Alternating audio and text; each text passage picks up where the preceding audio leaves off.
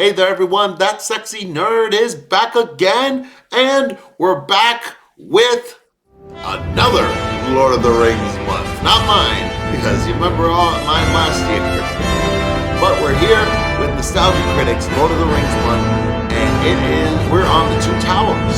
So, this is my least favorite of the original trilogy. I'll just say that right now.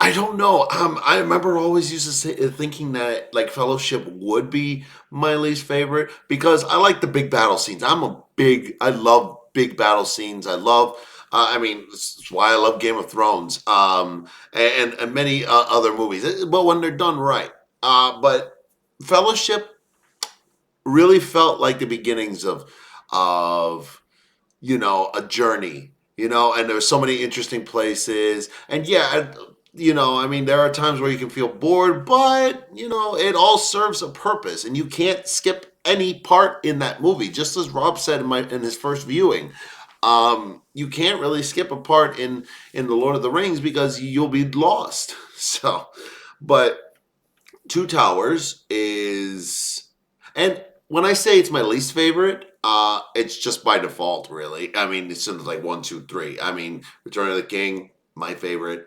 Fellowship, second favorite. And, it just ended up on the bottom. Now, I think it was also because they had Sauron. I think it really affected my opinion, especially when I was a kid, because they never paid off what happened to Sauron. And I actually was invested in Sauron's character in the second movie. I do also really do love the setup of this movie. Like, we'll talk about it. I'm sure Nostalgia Critic will talk about it. But like it is a good movie. Don't get me wrong. It's just I don't know why I just enjoy it the least out of all the movies. I really can't explain why. Maybe we'll come across that in the review. Maybe not. But I can't really understand myself either on it. But I mean, again, it's not that I don't like the movie. I love the movie. And I love honestly, it's all one big movie, It's all one movie. So, we're doing what we can with this. So, why don't we just get into the episode? And remember, please smash that like button if you want to see more sexy and nerdy content, and subscribe if you think I deserve it. And remember, sign up for my Patreon for all my latest reactions to all my latest videos. And let's do this thing, y'all. Hello, I'm the Nostalgia Critic guy. Remember it so you don't have to. When Fellowship of the Ring came out, a lot of people I know said, yeah, that was a good movie. And then 1 year later when Two Towers came out, everyone I know said, yeah, that was a good movie. Aw, man. I love everybody. Where I described Fellowship as an impressive film, but ultimately a proof of concept, Two Towers is the flick that said, okay, enough fooling around. Let's make people really give a shit. This is the film that got people going, yeah, I'll check out the next one too. Why do I have to wait a whole year for the next one? Where am I supposed to get my... I do have to agree. I did feel that way after that. I remember, he's actually bringing up, again, a lot of memories. I was kind of forced to watch this movie because I had no intention of watching it, at least not at the time. But it was I think it was around my birthday or something, or it was just some sort of get together, and me and my friends all just went out to see this movie, and I lost by committee because I wanted to watch something else, and they all just voted to watch this, and I'm like, okay, fine, and I ended up really enjoying it. Again, not as much as the first one, but it was really, really good, and it was mostly because of Gollum. I did mention that in the other one. It was mostly because of Gollum. And I see what he's saying, that, people really started becoming more and more interested with these movies after this one came out. But it was because of the big battle scenes, that's why. Like Gollum fix. Dobby? Dobby! Despite splitting up the characters and introducing even more people and conflicts, yes, the grouping of stories actually made the pacing a little better and allowed the audience to really see the impact these situations were having on our leads. There wasn't as big a rush to introduce so many characters and go from place to place. Here, there are only 2 things you were really supposed to care about: Rohan, the Hobbits, and if there's time, maybe a talking tree. Yeah. And even that you really end up caring about. Yes. Like with all the films, though, it isn't perfect. Cool. There's still some characters being done wrong, like... Stop shitting on Gimli. Why? Why are you doing this? But still, this was a huge step up from the last one, which was already pretty impressive. As before, there's a lot to talk about, so let's jump right in. Let's look at a story about Two Towers that weirdly doesn't have much Two Towers in it. I know, Let's take right? a look at Two Towers. The film opens with a dream sequence with Frodo Yes. remembering what happened to Gandalf. I love this. Even though I'm not Best scene sure in the how movie. his My favorite subconscious scene. saw all this happen, but who cares? This intro somehow managed to out-badass the previous one. Yep. My favorite intro. It does have my...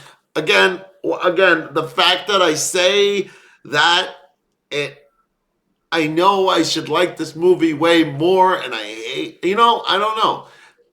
I think, again, like what Rob said, my second favorite Lord of the Rings movie, I mean, to paraphrase what Rob said, my second favorite Lord of the Rings movie depends on the time of day.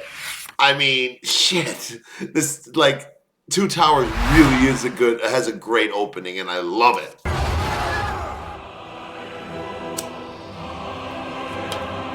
Am I crazy, or did they sing Bon Voyage there? No, they did. No, they said Bon Voyage. Just a dream. Frodo wakes up, though, both he and Sam continue their journey to Mordor. This other stuff, not bad. Nothing ever dampens your spirits, does it, Sam? I can think of something I'd like to get dampened. Oh, They God. realize they're going The around in gators. circles, though, and start to put together they're being followed. What's that orange stink? Can you smell it? Yes, I can smell it. Sorry, I put a little chipotle on that elven bread. They're approached by Gollum, played by Andy Serkis, who half the time looks very CG, but it's still good CG for 2002. And the other half of the time, I swear he's really there. I know, right? He really That could looks be they real. made a last-minute choice to use the shots where Serkis was standing in because the performances were better with Ashton and Wood.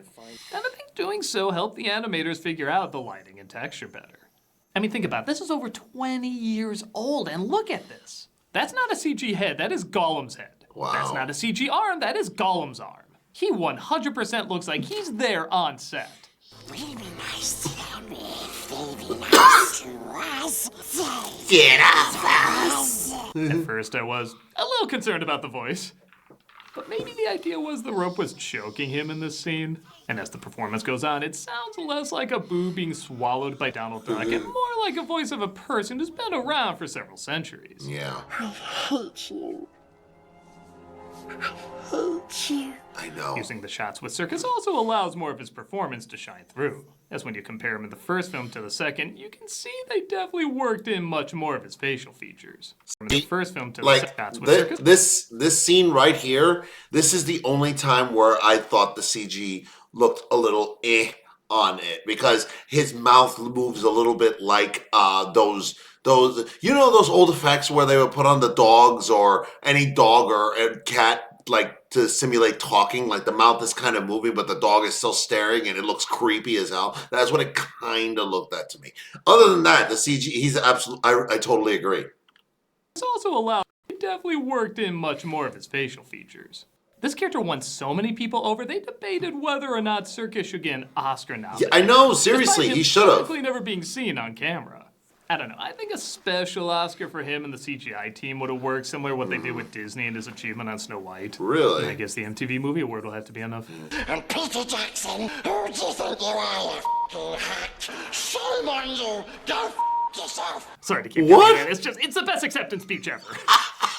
Agrees to show them the way to Mordor. I've never seen They're that. catching a ride on the Uber guy. Oh, that's funny. Thank you. Remember, 2-drink minimum. What do you smell? Man-flesh. Man-fish. Half of Kevin Spacey's text. Aragorn, Legolas, and Gimli followed them through the shots and made everyone at least Google how much a New Zealand Oh, vacation is. no. Uruk's turned northeast. They're taking the Hobbits. So Isengard. Well, it doesn't have nearly the same meme bait as potatoes, but I'll take it. Potatoes. Forces start invading several parts of Middle-earth, forcing families to separate. You take your sister. Papa says Oh, God. must not fight Geralt. What the hell did that kid say? Papa says airplane must not fight Geralt. He said, Papa said whatever the kid's name was not supposed to ride the horse, or whatever the hell the horse's name is. I just remember that. In our Tolkien language. Our heroes enter the kingdom of Rohan, where King Theoden, played by Bernard Hill, has clearly never recovered from arguing a Jack of Fit on that wooden frame. He died recently. Carl Urban plays Aeromir, and Miranda Otto plays Eowyn, who tell the king his son is seriously injured by Saruman's army, but the king's aide named Grimer Wormtongue, who, get this, is also bad in this, tells him that's not true. Saruman the White has ever been our friend and ally. He's played by Brad Dourif, wearing a Play-Doh mask from the Gary Oldman and Danny DeVito villain's playset. How long is it since Saruman bought you? What was the promised price, Screamer? One day, I'll be a blonde. Grimer banishes Aeromir, but he continues to hunt down and kill Saruman's army, bumping into our heroes crossing into Rohan. I love Eomer. Quickly, give me your name, Horsemaster, and I shall give you mine. Okay, every once in a while, Gimli has a cool moment. There's even occasionally a funny moment when it feels less forced. The trees are speaking to each other. Gimli, lower your axe.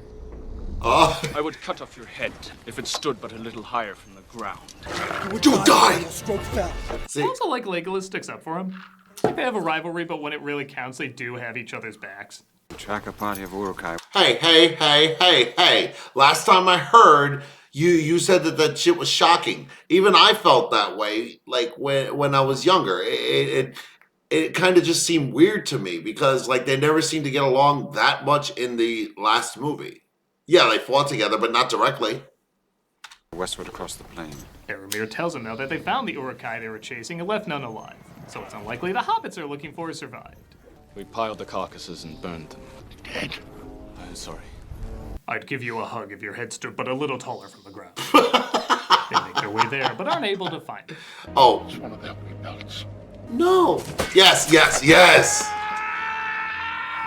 Fun fact, Mortensen. Oh, everybody's talked about this toast story. It became a meme. Well, did you know why kids love the taste of Cinnamon Toast Crunch? That's also a meme. Well, have you seen Bee Movie? Everyone tracks their footsteps, though, and realizes they may still be alive.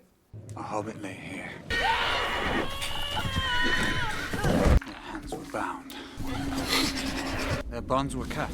Yes, they were bound, unbound, bound again, and then unbound. Okay, the editing in this is a lot better, but they're still goof-ups. What madness drove me there? A flashback shows they were chased into the forest until they discover an unusual creature. I am an ant. Tree herder. Treebeard, some call me. I stalked many a Ronald McDonald place. John Rhys Davies also does the voice of Treebeard, which surprisingly Wait, isn't who? that distracting. John Rhys Davies also does the voice of Treebeard, which surprisingly isn't that distracting. And he says he has to take him to the White Wizard. Doesn't sound like each other at all. Admittedly, this is a pretty clever fake out, except for the fact that they put his face on all the advertising and trailers. You see, movies were red hulking it even before Brave New World. Dead faces, Elves and men, dead marshes. Meanwhile, Sam and Frodo are led through the dead marshes. In the first The power of age. the ring is too much for Frodo, and he falls into a Scary Stories illustration. Gollum saves him, which quickly creates an interesting setup, like maybe he's not as evil as we're led to believe. As Frodo and him form a strong bond, both being possessed by the ring. I didn't even notice until this time around that the same time Frodo is petting the ring in his hand, Gollum is doing the same thing, despite literally nothing being there. The Black Riders pimped up their ride, though, and continued to search for them. I thought they were dead. No, you cannot kill them, no. Unless you're a chick through some strange-ass loophole. Back in the forest, our heroes run into Gandalf back from the dead as he reveals what happened. Except how he fell into a lake and ended up at the top of a mountain, but the books have appendixes for every time a dragon queefs. I'm sure they explain that there, too. Basically, they fought when they were in the frickin' water, and they fought all the way up a frickin' staircase that went all the way up, back up to the mountain. It sounds weird, but the books did it well. Like, I don't know why that's so hard to explain or make short. Darkness took me. He says he died but was sent back until his task was done because his BFF seemed to make it work, and he beckons them to King Theoden, who is in need of their aid. Oh yes, this It's music. impressive through the backstory and visuals how quickly you care for these people and Yes. what they used to be / still could be. The music alone has a quiet yet epic weight that can work either as a dignified funeral or as a triumphant return.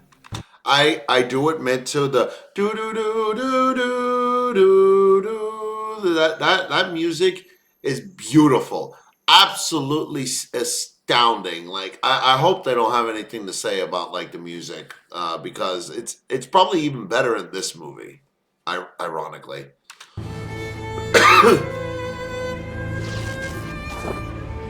Yeah, I love that. Yep, there it is. There it is too. Speaking of which, Gandalf I tries love to the return Raw Hunt Theoden theme. to his original glory, but the sorcery of Saruman tries to cling on. I will draw you, Saruman, as poison is From drawn a wound. Be healed! Hallelujah! Astaria, Christ compels you! Oh shit, he leveled up. Wonder if that Bombadil fellow can up my XP. I don't know if he would do that for Again, Saruman. in possibly too literal an interpretation, the shadow of Saruman leaves and he's back to his normal self. I know your face. Susan, right? Yes. Oh, Kill Grimer for all that he's done, but Aragorn stops him. every single time they throw him off those stairs, I just wince a little bit. I just feel that pain because it really looks like they threw somebody off the fucking stairs. That hurts. Enough blood has been spilled on his account. Yes, let him give Saruman all our secrets so even more blood can be spilled on his account. What, do they not have a prison there? Where is my son? Theoden cries over the death of his son in a really well-written and It well-acted moment. was. The kids from before arrive and tell him about the growing army. Jesus. They were unarmed. Now the wild men are moving through the Westfolds. This is the extended edition. of the terror that Saruman will unleash. But what does Gimli have to add? And yet Snow White is the most offensive film to dwarves. What? Would be.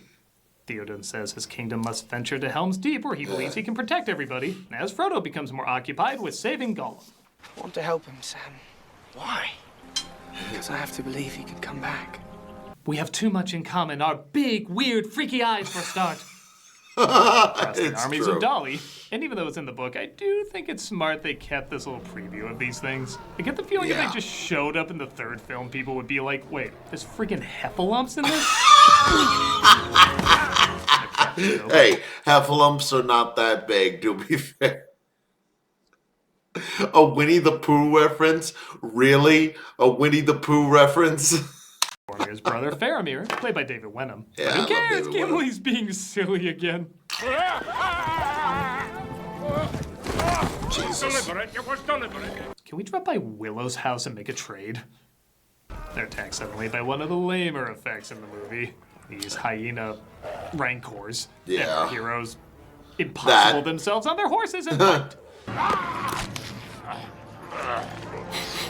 Oh, we now have a smell bad joke from Gimli. 2 more bodily functions and he'll be a Big Mama's House sequel. Oh, come on. Gets caught on one of the wolves though, just running off a cliff as animals instinctually do. Okay, first of all, stop teasing the fact that you might do Big Mama's House too. Just don't do it this year, please. Please. Please! Leave the dead. Well, I'm keeping the jewelry. Meanwhile, after Saruman invents bombs. Yeah, what the Not in the hell? book, but kind of cool. He greets his army of extraordinary magnitude. Did he? Oh, There right. is no such force. I've been here for days. How did I miss this? Seriously, I always wondered that Question, how'd myself. they see that small-ass wave all the way in the back? To war! Deep as well, Gandalf wasn't dead, Merry and Pippin weren't dead. I guess Aragorn can be not dead too. Doesn't even look hurt. Oh. Oh, yeah. I go back and forth on this as it doesn't seem to add that much to the story. But I guess it does give him time to not only get back on his feet, but also debate who his heart belongs to, seeing how Eowyn seems to have the hots for him and Arwen is debating if she should skip her trip to the Grey Havens and stay with him. It's time to look beautifully at things and speak gibberish. Whether by the sword or the slow decay of time, Aragorn will die. This scene is amazing. In the first film, I was at best indifferent to Arwen being in it, but this moment showing her life if she strays, all alone after Aragorn eventually dies, is masterfully done. I always remembered it. You, my daughter, you will linger on as nightfall in winter that comes. Darkness and a doubt, come on! It takes the words right out of the appendix of the book and puts it right at the center of her dilemma, creating a beautifully melancholy moment of mourning a life well lived, but not being able to join him due to being immortal. It's hands down my favorite scene in the movie.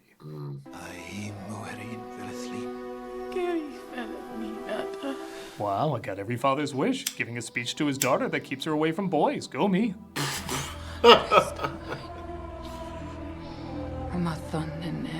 Even the appearance of Galadriel feels less like a forced cameo like in a Marvel movie and a good sum up of how urgent things are becoming. Even that painting of man defeating evil now changes perspective to look more like man being overpowered by evil. Frodo begins to understand. The quest will claim his life. So says my very vague doublespeak I won't go into more detail about. Faramir's story almost works as someone who wants to redeem himself in the eyes of his father and match the glory of his fallen brother, as he plans to do so by getting the ring to his kingdom, which is falling apart. The ring will go to Gondor. There's just one problem. We have no idea why he's doing any of this. Like, sure, to save his people, but we just did this with Boromir. How is this any different? How is it not repeating? Well, I feel like every film's extended version has at least one crucial missing scene, and for this film, this is the one. I knew you were Showing doing how loved that. his brother was and how much his father dismissed him, thinking bringing in the ring and saving the day will earn his father's love. You know, I will say this right now too. Watching the original movies, it was weird for me because I didn't dwell on it that much, but it was always weird that his father just kind of seemed to come out of nowhere. They only hinted at a few things.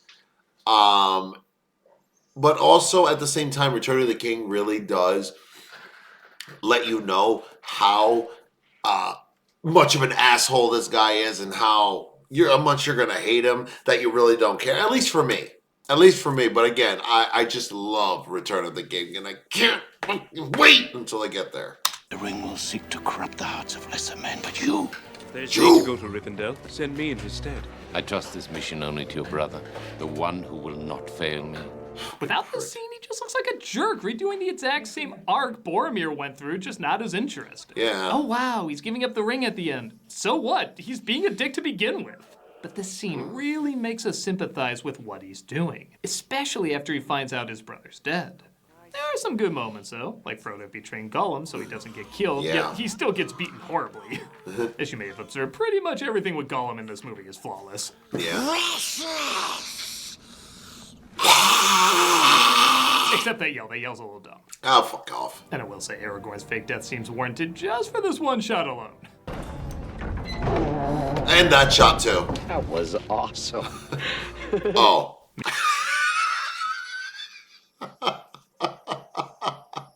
I thought he was talking about the shot of Gondor or whatever. Not Gondor, Hell's Deep, and because that's a pretty good shot, but opening the doors, yeah, I get it too.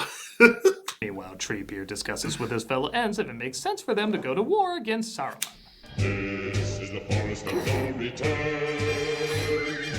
Aragorn says they need to call Gondor for aid, but Theoden says Gondor knows what it did and refuses. This leads to one of the best buildups of any battle in any movie. Really? The days have gone down in the west, behind the hills, into shadow. So much time is dedicated to making it look like this might be their Alamo. This image of a helmet being put on a kid's head is branded into my memory. It's the ultimate, oh my god, this shit is serious. You feel the dread in both the articulate moments and the quiet moments. It's amazing how much you want to see an epic fight, but don't want to see anything happen to anyone either. No. Not the Daggerthyre. Then I shall die as one of them. And then, you know, there's dumb Gimli shit. It's a little Tight across the chest. What's even that look? Like, well, grow smaller tits. What am I supposed to take away from that? That is no Orc. At the time, Tolkien fans really lost their shit when some elves were sent to help with the battle. I like this scene, though. I honestly could take it or leave it. It's nice seeing a small army of men fight for themselves, but it's also nice seeing not every elf is leaving and some stay behind because they believe in their fight. I mean, for God's sake, there was a version where Arwen was there, almost completely contradicting the amazing scene she had before. Wow. That would have been a bad move. Ooh. Out of all the problems this series has, I don't know why fans chose this nothing burger to obsess over. Especially when there's... You could have picked a better spot. Because he's short. Shut up!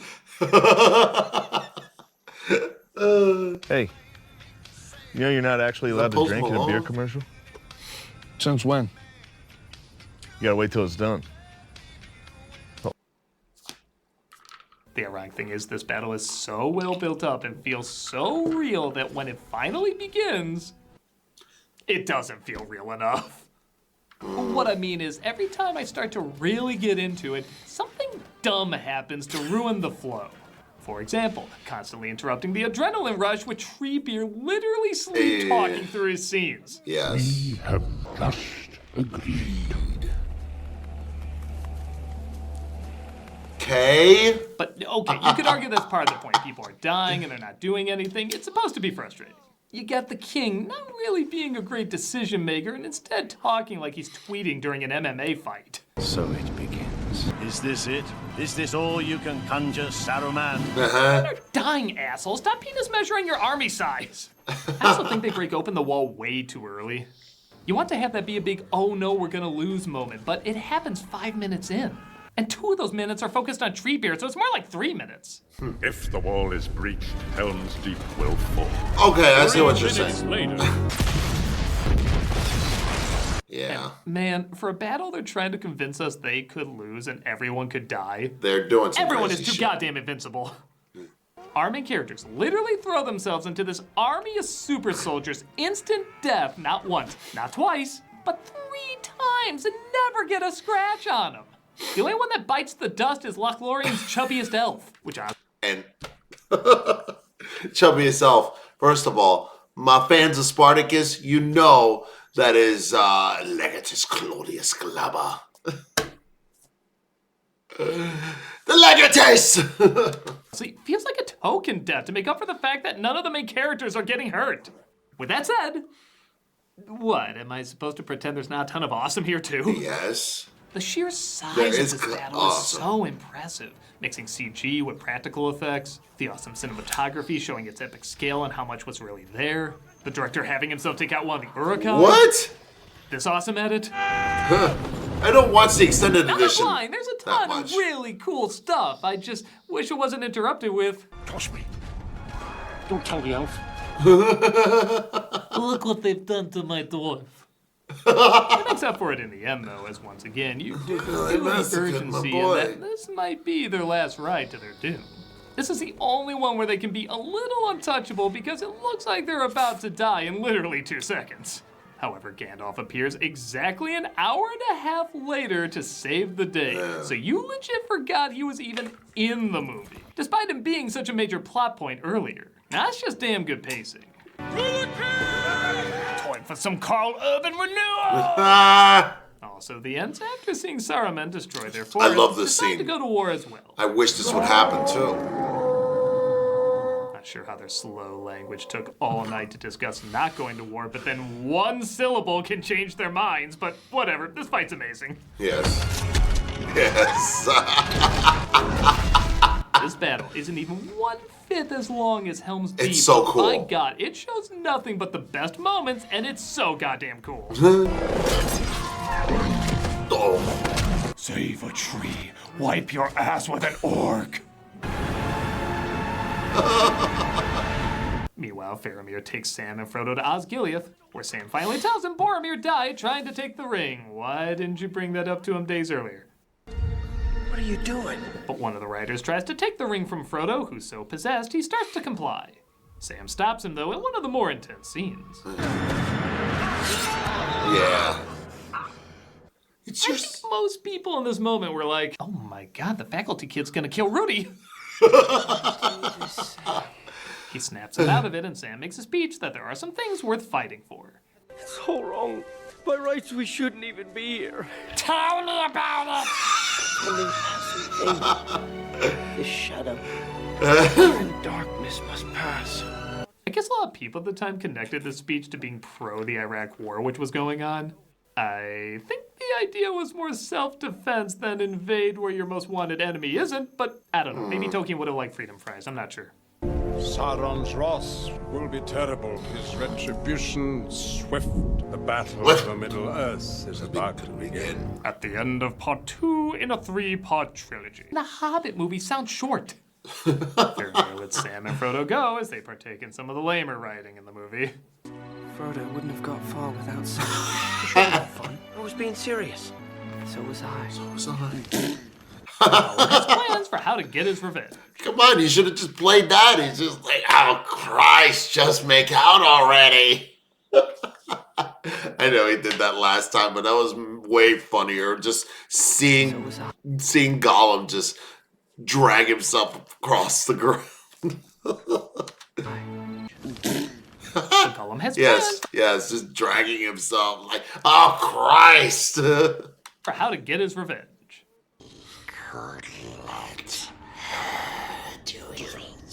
We let the first one end a few pages late. We can let this one end a few pages early. And that was The Two Towers. This is when the movies went from good to awesome. Almost all the little problems the previous film had aren't here. The pacing is much better. You feel everyone's emotional struggle. Nobody feels shoehorned in. And the changes from the book, for the most part, seem to make sense when adapting into a movie. Again, there's little issues here and there, but that's to be expected in something this massive based on something else even more massive. For what these people had to bring to the screen, they truly did go above and beyond. In fact, a lot of people were wondering how on Middle-earth they were going to top it. Well, we'll answer that next week as Lord of the Ring month is coming to a close. Oh, don't worry, coming to a close still means several goddamn endings. Yeah. I'm a nostalgia guy, remember? So you don't have to. Oh, man. No, what is he gonna do? Dummies are f***ing